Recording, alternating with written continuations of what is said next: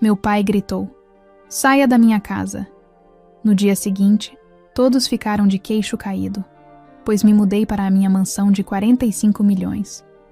A voz do meu pai ecoou pela sala de estar, carregada de uma fúria que parecia fazer as paredes tremerem. "Saia da minha casa!" Ele gritou, o rosto vermelho, a veia da testa saltando como um pequeno rio raivoso. Minha mãe, Lúcia, estava ao seu lado, de braços cruzados, o silêncio dela sendo uma concordância tão alta quanto o grito dele. Minha irmã, Natália, o orgulho da família, desviava o olhar, fingindo um interesse súbito no tapete persa que decorava o chão. Naquele momento, eu não era mais filha ou irmã. Eu era um problema a ser removido. Tudo começou minutos antes, com uma frase simples que para mim representava liberdade. Mas para ele soou como uma declaração de guerra. "Eu não vou fazer o vestibular", eu disse, com a voz mais firme que conseguia encontrar. "Eu vou abrir a minha própria empresa." O silêncio que se seguiu foi pesado, denso. Meu pai, Douglas Almeida, um ex-professor universitário que se orgulhava de ter formado centenas de doutores, me encarou como se eu tivesse confessado um crime hediondo. Em nossa casa, na pacata e tradicional Vila das Araucárias, o valor de uma pessoa era medido pelo número de diplomas pendurados na parede. Ter um diploma não era uma opção, era uma obrigação moral. Minha irmã, Natália, era a personificação desse ideal. Passou em medicina com bolsa integral em uma universidade federal. Era a doutora Natália, antes mesmo de se formar. Em cada almoço de domingo, cada encontro de família, as conversas giravam em torno de suas notas exemplares, de seu futuro brilhante, de como ela era o exemplo a ser seguido. E eu era a esquisita. A ovelha, negra. Desde adolescente, minha paixão não estava nos livros de biologia ou de direito, mas na tela brilhante de um computador. Enquanto Natália dissecava sapos nas aulas de laboratório, eu passava noites em claro aprendendo a programar, a construir mundos digitais com linhas de código. Comecei a montar pequenos sites para os comerciantes da nossa cidade, a padaria do seu Manuel, a floricultura da Dona Rosa. Ganhava um trocado, mas mais importante, sentia um prazer imenso em ver uma ideia minha se transformar em algo real, funcional, que ajudava outras pessoas. Para os meus pais, no entanto, isso era um passatempo vergonhoso. Brincadeira de computador, meu pai dizia com desdém. "Isso não dá futuro, Roberta. Você precisa de uma profissão de verdade, um concurso público, estabilidade." Minha mãe, diretora de uma escola rigorosa, complementava: "Sua irmã é o nosso orgulho. Por que você não pode ser como ela?" Eu tentei por um tempo. Tentei me interessar pelas carreiras que eles aprovavam. Mas era como tentar encaixar uma peça redonda em um buraco quadrado. Meu coração não estava ali. Meu coração estava na lógica da programação, na criatividade do design, na possibilidade de construir algo do zero. A decisão de não prestar o vestibular amadureceu em mim durante meses. Foi uma batalha interna, cheia de medo e incerteza. Mas no fundo, eu sabia que seguir o caminho deles seria uma traição a mim mesma. Eu preferia arriscar e falhar sendo quem eu era, do que ter sucesso fingindo ser outra pessoa. E foi essa decisão que me levou àquela cena na sala. "Empresa?" Meu pai cuspiu a palavra com nojo. "Você não tem um tostão furado, não tem diploma, não tem nada. Vai viver de quê? Desses seus sitezinhos que mal pagam um lanche. Enquanto eu pagar as contas desta casa, você vai seguir as nossas regras. E a regra é clara. Ou você estuda para ter um futuro decente, ou não vive debaixo do meu teto como uma fracassada." A palavra fracassada pairou no ar. Doeu mais do que um tapa teria doído. Olhei para minha mãe, buscando um pingo de compaixão, mas seu rosto era uma máscara de decepção fria. Olhei para Natália, que finalmente levantou a cabeça, mas seu olhar era de pena, a mesma pena que se dá a um caso perdido. Um calafrio percorreu minha espinha, mas, por baixo do medo, uma estranha calma começou a se instalar. Era o fim. A corda que me prendia à expectativa deles tinha finalmente arrebentado. Tudo bem, eu disse, minha voz surpreendentemente estável. Eu vou embora. Subi as escadas em silêncio, cada degrau um passo para longe da vida que eu conhecia. No meu quarto, abri o guarda-roupa e peguei 3 malas. Não chorei. As lágrimas pareciam congeladas dentro de mim. Eu agia no automático, pegando roupas, meus poucos livros sobre tecnologia e, o mais importante, meu velho e surrado notebook. Aquele computador era meu único aliado no mundo. Quando desci, a cena na sala permanecia a mesma. 3 estátuas de gelo me observando. Passei por eles, arrastei as malas pela porta e não olhei para trás. O som da porta batendo atrás de mim foi o ponto final mais definitivo da minha vida. Naquela noite, usei o pouco dinheiro que tinha para alugar um kitnet minúsculo e úmido no lado mais pobre da cidade. O cheiro de mofo impregnava o ar. A única lâmpada no teto piscava sem parar. Sentei na beira do colchão fino jogado no chão, abri meu notebook e o liguei. A tela iluminou meu rosto no quarto escuro. Eu estava sozinha, com medo e com o estômago roncando de fome. Mas pela primeira vez na vida, eu estava no controle. Aquele era o meu ponto de partida. Os primeiros meses foram os mais difíceis da minha vida. A liberdade que eu sentia ao sair da casa dos meus pais rapidamente deu lugar a uma realidade brutal. Meu kitnet não era um lar, era uma trincheira. O cheiro de mofo era meu companheiro constante, e a única lâmpada no teto piscava tanto que eu às vezes preferia ficar no escuro, com a luz do notebook como minha única fonte de iluminação. Meu cardápio diário se resumia a uma única palavra: miojo. Eu comia miojo no almoço e no jantar. Às vezes, quando conseguia um pequeno trabalho de programação, um freela para consertar o site de alguém, eu me dava ao luxo de comprar um ovo para misturar no macarrão. Era a minha versão de um banquete. A solidão era esmagadora. Durante o dia, eu me afundava em códigos e projetos. Mas à noite, o silêncio do quartinho era preenchido pelas vozes da minha cabeça. A voz do meu pai, me chamando de fracassada, ecoava sem parar. Eu me pegava pensando se ele estava certo. Talvez eu devesse ter engolido meu orgulho, feito o vestibular, escolhido um caminho seguro. Houve noites em que eu chorei de fome, de frustração e de puro medo, abraçada ao meu velho notebook como se ele fosse a única coisa que me restava no mundo. E, na verdade, era. Em um desses dias de desespero, com apenas alguns reais na carteira, saí para caminhar, para não ter que encarar as paredes do meu cubículo. Passei por uma feirinha de artesanato na praça. Vi uma senhora, com mãos enrugadas pelo tempo, vendendo bonecas de pano lindíssimas. Ela tinha um talento incrível, mas sua barraca estava vazia. As pessoas passavam, olhavam, mas poucas compravam. Fiquei observando e senti uma pontada de reconhecimento. Ela tinha um produto maravilhoso, mas não tinha alcance. Assim como os comerciantes para quem eu fazia sites. Naquele momento, uma ideia começou a se formar. E se eu criasse um lugar onde todos esses artesãos pudessem vender seus produtos para o Brasil inteiro? Um lugar online, uma vitrine virtual. Voltei para o meu kitnet com um novo ânimo. Passei as semanas seguintes trabalhando sem parar, movida a café barato e miojo. Nascia assim o Cesta Artesanal, um site simples onde artesãos podiam se cadastrar e vender suas peças. O projeto cresceu, mas de forma lenta, quase dolorosa.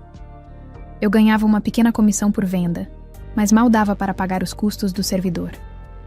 Eu passava mais tempo ajudando os artesãos a tirar fotos e a escrever descrições do que realmente ganhando dinheiro. Eu estava resolvendo um problema, mas não de uma forma que pudesse me sustentar. A frustração começou a bater na porta novamente. Eu tinha criado algo, mas continuava pobre e exausta. A virada aconteceu de forma inesperada. Vi um anúncio na internet sobre uma palestra gratuita de empreendedorismo em um hotel no centro da cidade. A palestrante era Márcia Benedito, um nome que eu já tinha ouvido falar. Uma mulher que construiu um império no setor de cosméticos. Eu me senti uma farsa indo até lá. Eu, com minhas roupas gastas e meu projeto, que mal parava em pé, no meio de pessoas que pareciam ter suas vidas resolvidas. Mas eu fui. A fome de aprender era maior que a vergonha. Márcia era incrível. Falava com uma energia contagiante, de forma simples e direta. Ela não falava de teorias complexas. Falava da realidade, dos tombos, da persistência. No final da palestra, enquanto todos se aglomeravam para tirar fotos, eu tomei coragem. Esperei o fluxo diminuir e me aproximei, com o coração batendo na garganta. Senhora Márcia, comecei, a voz trêmula. Eu não quero tomar seu tempo, só queria um conselho. Ela se virou para mim e, em vez da pressa que eu esperava, vi curiosidade em seus olhos. Pode falar, querida. Com a boca seca, expliquei em 2 minutos sobre o cesta artesanal, sobre os artesãos, sobre minha dificuldade em fazer o negócio decolar. Ela me ouviu com uma atenção que eu nunca tinha recebido dos meus pais. Quando terminei, ela ficou em silêncio por um instante, e depois disse algo que mudou tudo. Menina, seu coração é bom, mas seu modelo de negócio é fraco. Você está tentando ser a vitrine, mas o problema real não é a falta de vitrine. O problema do pequeno varejista é a falta de organização. É o controle de estoque, a logística de envio, a gestão das vendas. Você é programadora, certo? Eu assenti, confusa. Então pare de vender o artesanato dos outros e comece a vender o que você sabe fazer de melhor. Lógica. Crie uma ferramenta que ajude as lojas físicas a gerenciar tudo isso. Um sistema. Em vez de ganhar centavos em cada boneca de pano vendida, você pode ter contratos mensais com dezenas, centenas de lojas. As palavras dela me atingiram como um raio. Era tão óbvio, tão claro, como eu não tinha pensado nisso antes. Meu talento não era ser vendedora, era ser arquiteta de sistemas. Agradeci a ela profusamente e voltei para casa, mas não para o meu kitnet. Na minha cabeça, eu já estava em outro lugar. Abri meu notebook e comecei a desenhar a arquitetura de um novo sistema. Um software de gestão e logística focado em pequenos e médios varejistas artesanais. O nome surgiu quase que instantaneamente. Craft Logic Brasil. Craft, de artesanato, para não esquecer de onde eu vim. E Logic, de lógica, para mostrar para onde eu estava indo. Márcia se tornou minha mentora. Trocamos e-mails, ela me deu dicas, me apresentou aos donos de 2 pequenas lojas que aceitaram ser meus primeiros clientes teste. Por meses, eu trabalhei como nunca. O miojo continuou, mas agora ele tinha um gosto diferente. Tinha o gosto de propósito. Finalmente, o sistema estava pronto. Era robusto, intuitivo e resolvia uma dor real do mercado. Consegui uma reunião com o dono de uma pequena rede de lojas de presentes e decoração. Fui para a apresentação de alma e coração. Mostrei como meu sistema poderia economizar tempo, reduzir perdas e aumentar as vendas. Ele ficou impressionado. Ao final da reunião, ele me estendeu a mão e disse: "Gostei. Vamos fechar. Quero implantar nas minhas 7 lojas." Naquele dia, eu saí da reunião com um contrato assinado que valia mais do que eu tinha ganhado em toda a minha vida. Voltei para o kitnet, olhei para as paredes mofadas e, pela primeira vez, não senti desespero. Senti gratidão. Aquele lugar tinha sido meu casulo. Com o dinheiro do primeiro pagamento, aluguei um apartamento pequeno, mas limpo e digno. Comprei comida de verdade. E ao olhar pela janela da minha nova sala, para a cidade que agora parecia cheia de oportunidades, eu soube que a fracassada tinha ficado para trás. A empreendedora estava apenas começando. Os anos que se seguiram foram uma avalanche. A Craft Logic Brasil decolou de uma forma que nem eu, em meus sonhos mais otimistas, poderia prever. O contrato com aquela primeira rede de lojas foi a porta de entrada. Em menos de 1 ano, meu sistema de gestão estava em dezenas de lojas. Em 2 anos, centenas. Em 4 anos, éramos a principal referência do setor no país. A pequena empresa que nasceu em um kitnet mofado agora tinha escritórios elegantes em São Paulo, Belo Horizonte e uma sede de desenvolvimento em Recife. Eu liderava uma equipe com mais de 200 pessoas. O dinheiro veio como consequência. Fechei contratos milionários, participei de rodadas de investimento e, em determinado momento, recebi uma oferta de aquisição de uma gigante da tecnologia. Eles colocaram na mesa 47 milhões de Harleys pela minha empresa. Lembro-me de olhar para o número no papel, na sala de reunião, climatizada, e sorrir. Eu disse não. A CraftLogic Brasil era minha história, minha criação. Não estava à venda. Durante todo esse tempo, eu mantive um sigilo quase absoluto sobre minha vida pessoal. Para o mundo dos negócios, eu era Roberta Almeida, a CEO por trás da CraftLogic. Para a imprensa, eu era uma figura discreta que raramente dava entrevistas. Para minha família, eu continuava a ser a filha desaparecida, o caso perdido. Eles não faziam ideia de nada. Era melhor assim. A distância era a minha paz. Essa paz, no entanto, foi abalada quando recebi um telefonema de uma prima distante. Ela me contou, com a voz carregada de pena, as notícias da minha família. Meu pai, o imponente Douglas Almeida, havia sido forçado a uma aposentadoria antecipada. A universidade onde ele lecionava passou por uma reestruturação e seus métodos, considerados ultrapassados, não tinham mais espaço. Para um homem cujo ego era do tamanho do mundo, a perda do prestígio foi um golpe devastador. Para piorar, minha mãe, Lúcia, tinha sido diagnosticada com uma doença degenerativa que exigia tratamento caro e constante. Minha irmã, a doutora Natália, também não vivia o conto de fadas que meus pais projetaram. Ela tinha se casado e era mãe de gêmeos. Entre os plantões intermináveis no hospital e as demandas de 2 crianças pequenas, ela estava no limite da exaustão física e emocional. A família que antes parecia um pilar de força e sucesso, agora estava ruindo sob o peso da realidade. Uma parte de mim, a parte ferida e orgulhosa, quis dizer bem feito, mas outra parte, a que ainda se lembrava dos raros momentos de carinho da infância, sentiu uma pontada de dor. Eles eram minha família, apesar de tudo. Eu não podia simplesmente ignorar, mas eu também não podia voltar. Não podia me expor à mesma humilhação de antes. Então, eu fiz algo diferente. Criei uma solução, como sempre fazia. Usei meus recursos para criar uma fundação fictícia. A Fundação Renasce. Contratei um advogado para cuidar de todos os detalhes legais, criando uma fachada perfeita. Através dessa fundação, comecei a enviar uma ajuda financeira mensal para os meus pais. Era um valor alto, o suficiente para cobrir com folga o tratamento da minha mãe, todas as despesas da casa e ainda sobrar. Para Natália, a fundação ofereceu uma bolsa de apoio a profissionais da saúde com filhos, que pagava na escola particular dos gêmeos e uma babá em tempo integral. Por 3 longos anos, eu sustentei a todos eles.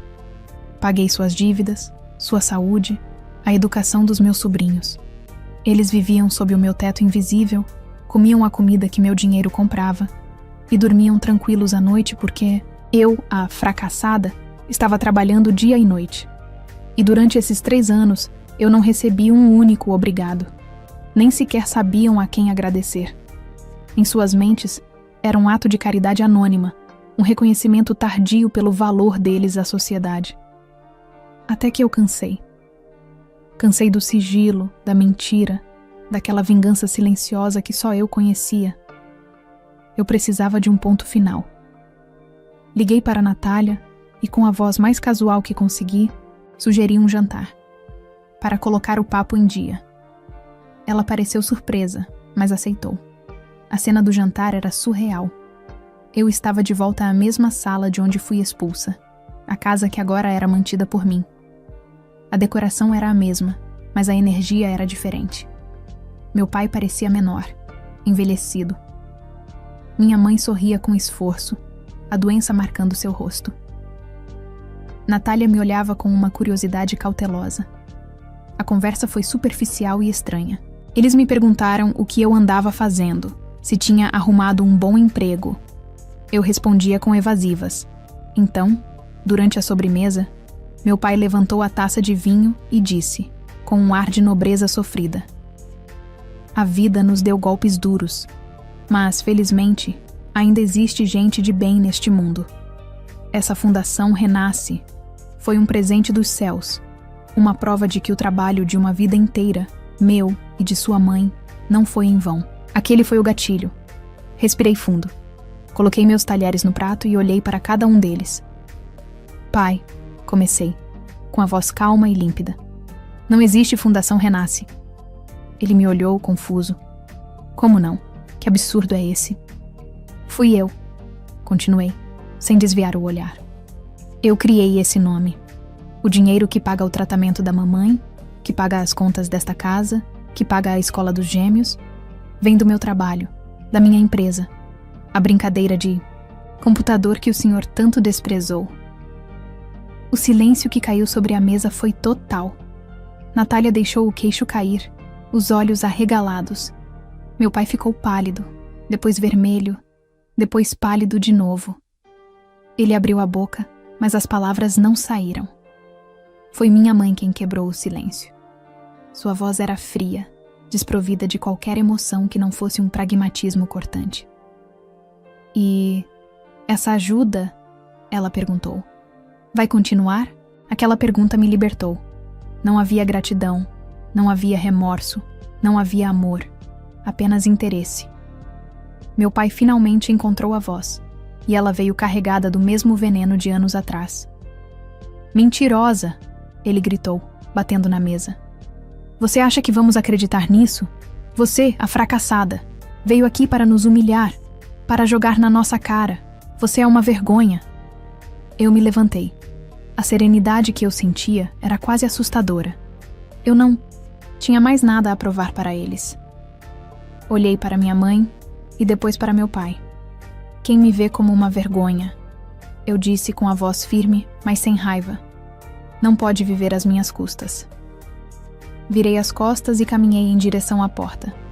Desta vez, ninguém me expulsou. Eu saí por escolha própria. E ao fechar a porta atrás de mim pela última vez, eu sabia que estava finalmente, e para sempre, livre. Naquela noite, eu não voltei para o meu apartamento de luxo em São Paulo. Fui para um hotel. Eu precisava de um espaço neutro para processar, não o que eles disseram, mas a minha própria libertação.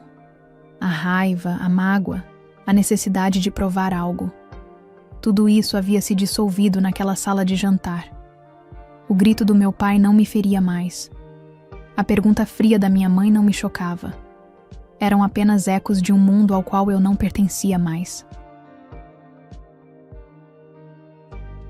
Na manhã seguinte, eu não hesitei.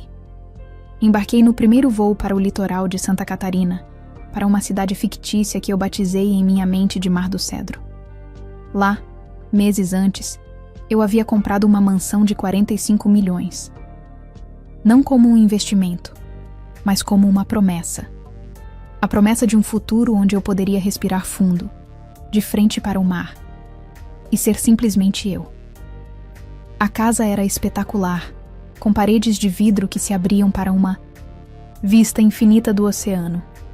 Era o oposto exato da casa escura e cheia de regras da minha infância. Passei os meses seguintes em um frenesi de atividade. Contratei arquitetos e reformei tudo, deixando cada canto com a minha cara. E tomei a decisão mais ousada da minha carreira. Transferi a sede principal da Craft Logic Brasil para Mar do Cedro. Meus diretores acharam que eu estava louca, mas eu queria construir meu império no lugar onde eu havia escolhido ser o meu lar. A mudança foi mais do que geográfica. Eu parei de me esconder. Dei minha primeira grande entrevista para uma revista de negócios, contando minha história. A versão editada, claro, sem os detalhes mais dolorosos da minha família. A foto na capa era eu, sorrindo, com o mar ao fundo. Roberta Almeida, a CEO que construiu um negócio milionário do zero. A fracassada agora era uma história de sucesso. E então, eu peguei o nome, que usei para a minha vingança silenciosa, e lhe dei um propósito real. Eu anunciei a criação do Fundo Renasce, desta vez de verdade. Uma organização dedicada a dar bolsas de estudo e capital inicial para jovens empreendedores que não tinham diploma, mas que transbordavam de ideias e vontade. O fundo não era caridade, era um investimento. Um investimento em outras Robertas, espalhadas pelo Brasil. Jovens que só precisavam que alguém olhasse para eles e dissesse: "Sua ideia é boa, eu acredito em você." Ajudá-los se tornou a minha nova paixão, o verdadeiro significado do meu sucesso. Os anos passaram. A dor da ruptura com minha família se transformou em uma cicatriz distante. Então, um dia, meu telefone tocou. Era Natália. A voz dela era diferente, mais mansa, mais cansada. Ela pediu desculpas. Desculpas por ter ficado em silêncio, por ter sido conivente, por ter se beneficiado do dinheiro da irmã que ela deixou ser expulsa de casa. Foi um pedido de perdão sincero, sem justificativas. Eu aceitei. Semanas depois, recebi uma carta pelo correio. A caligrafia tremida era inconfundível. Era do meu pai. Foram 2 páginas curtas, onde ele não pedia perdão diretamente. O orgulho dele não permitiria, mas admitia seu arrependimento. Ele escreveu que o mundo que ele conhecia havia desaparecido e que ele tinha se agarrado a velhas certezas com medo e arrogância. Ele disse que se arrependia de não ter tentado entender a filha que tinha. Foi o mais perto de um "eu errei" que ele conseguiria chegar. Eu não voltei para a Vila das Araucárias. O passado era um país estrangeiro para mim. Mas eu abri a porta para um recomeço, com uma condição clara. Seria nos meus termos, com base no respeito que eu havia conquistado. Combinei de encontrá-los em um café à beira-mar, em Mar do Cedro, meu território. A cena foi silenciosa, quase solene. Minha mãe, mais frágil, me deu um abraço breve. Meu pai apertou minha mão, os olhos marejados, mas não disse nada. Natália sorriu, um sorriso genuíno. Não houve grandes discursos, não houve lágrimas de novela. Houve apenas o reconhecimento silencioso de que tudo havia mudado. A menina que eles expulsaram não existia mais. Em seu lugar, estava uma mulher que não precisava da aprovação deles para existir. Hoje, minha vida é plena. As minhas sextas-feiras à noite são sagradas. Eu organizo um jantar na minha casa para minha equipe e para os jovens empreendedores do Fundo Renasce. A minha enorme mesa de jantar, de frente para o mar, fica cheia de gente apaixonada, de sonhadores, de pessoas que constroem o futuro. Esta é a minha família agora. Uma família que eu escolhi, unida não por sangue, mas por propósito. Olhando para o mar com o som das risadas e das ideias ecoando pela minha casa, eu finalmente entendi. Sucesso não é ter uma mansão de 45 milhões, ou provar para quem te humilhou que eles estavam errados. Sucesso é olhar para a sua vida, para as suas escolhas, e sentir paz. É viver com verdade, sem máscaras, e entender no fundo da alma que você não precisa nascer em uma família perfeita para construir uma vida inteira, plena e autêntica. Você só precisa acreditar em si mesmo quando ninguém mais acredita. E isso vale mais do que qualquer fortuna.